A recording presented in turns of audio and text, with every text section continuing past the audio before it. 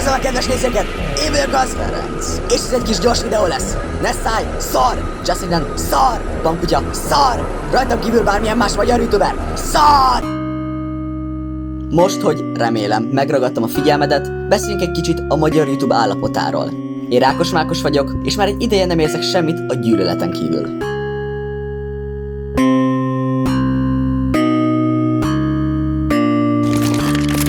Szóval a legtöbb mostani nagy magyar youtubert 4 fő csoportba bele lehetne sorolni a tartalmuk alapján.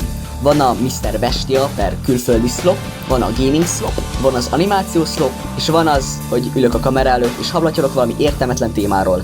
Szlop. Szerintem nézzük meg az egyes csoportokat, és elemezzük ki őket. Mi jó, szerintem, és mit lehetne javítani, szerintem.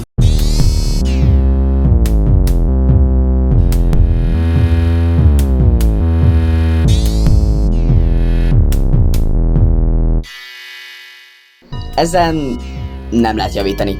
Csak egyszerűen egy szörnyű stílus. Azt a 500 forintos és 500 000 forintos víz. Egy héten keresztül csak is fentanol tettem ebédre kihívás. Tadzsikisztáni versus üzbekisztáni levese. Elég. Ezek a lélektelen kihívások, melyek csak lopják az idődet, nem mások, mint egy hibás és egy erősen kapitalista rendszer terméke. Az összes indexkép világos, már-már neon színekkel üvölt feléd, hogy ez a tartalom szar. Minden egyes ember úgy néz ki, mint valami Szója János. De végül is, igen, azok. Az összes ilyen tartalomgyártó egy Szója János. Nem rendelkeznek lélekkel, csak csinálják, hogy megkapják a napi fizetésük, és aztán leülnek, megisszák a szójatejes kávéjukat, és...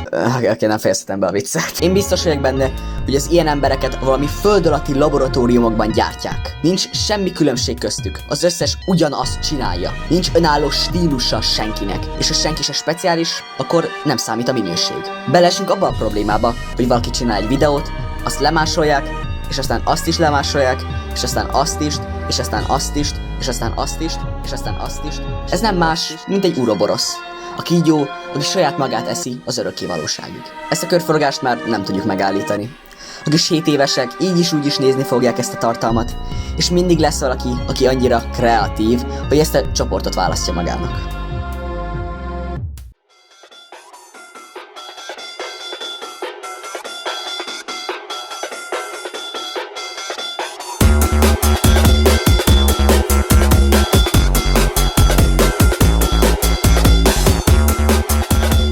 Jaj, nékem! Már érzem, hogy valaki éppen kommenteli az IP címemet, de nyugalom, lesz itt egy kis pozitivitás is. Most gaming slop alatt azt értem, hogy olyan emberek, akik vagy élő adásban, vagy egy normális videó formájában végigvisznek egy videójátékot. De a végére idehozok egy kis más értelmezést is. Ne szaladjunk ennyire előre, ne szállj! Ha meglátok még egy AI által generált indexképet, én esküszöm, hogy sajnálom. Ezt meg lehet, hogy egy kicsit túlreagáltam. De én nem látom a mesterséges intelligencia... Faszomat, miért aludt el a kurva képernyő? De én nem látom a mesterséges intelligencia által készített képekben a szeretetet, az alkotás iránti érzett szenvedélyes vágyat. Mint egy művész, nekem nagy arcköpésnek tűnik. Az egyik leghíresebb videósunk a lusta, fantáziamentes és meg lehet, hogy nagyon is környezetszennyező módszert választja. Oké, ez mind szép és jó, de milyen a tartalom? Hát az igazat megvalva, nincs bajom vele. Úgy értem, mind kéne most felkapnom a vizet? Egy csávó, vagy a másik nem tagja, Foyd, végigjátszik egy játékkal, néha haverokkal. Ebben én nem látok semmi károsat vagy problémásat. Pont ellenkezőleg, szeretem nézni, hogy a kis ember a képernyőmön élvezi az életét, és kap érte pénzt, amíg én egy sötét szobában ülök. Oké, ez nem vicces. Várjunk csak, mi a másik értelmezés?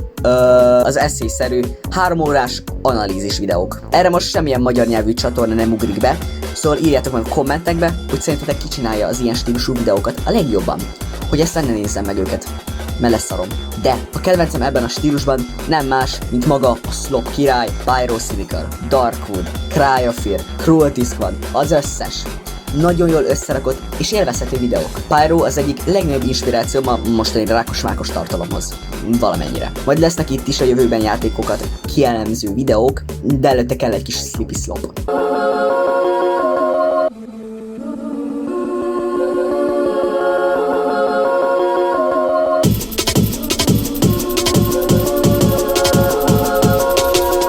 Ezzel nem lenne bajom, Én is szeretnék majd idővel több animált szegmens belerakni a videóinkba, de ha még egy fehér hátterű, statikus képeket mozgató, egy átlagos napját elmesülő parsztot meglátok, már 2025 van. Elavult és unalmas ez a stílus.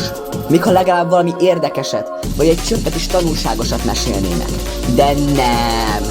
Most elmondom, hogy hogyan ment a mai dolgozatom. Egyszerűen nincs benne semmi erő. Nem látom a kreativitást, az életkedvet. Persze nem azt mondom, hogy animálj meg egy 3 órás filmet, én azt mondom, hogy ne legyen ilyen kurva unalmas. Felőlem elmesélhetik az egész emberiség történetét, de ebben a stílusban I sleep. A legtöbb ilyen tartalmat gyártó csatornánál egy dolgon mindig el kell gondolkoznom. Miért nem fejlődik a tartalom? Aztán végül mindig rájövök, a mai társadalom nagy része a mennyiséget helyezi a minőség elé. Ezzel csak egyre silányabb és silányabb tartalmat fogunk kapni.